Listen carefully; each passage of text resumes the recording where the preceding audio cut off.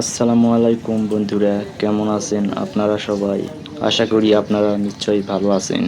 আজকে আমি ধামুরিহাটের শাখই শঙ্করপুর মেলায় আসছি। আপনাদের জন্য ভিডিও বানাচ্ছে। যে মেলাটি কয়েকদিন আগে শুরু হয়েছে। আমি এতে মেলা দেখতে আসছি। আমি আমার বন্ধুকে নিয়ে একসঙ্গে মেলা দেখতে আসছি। এই যে দেখুন, মেলা কেবল শুরু হয়েছে এবং রাতের ঝাঁকসা শুরু হবে রাত 12টা এবং সকাল 4টার আগে শেষ হয় মেলাটি।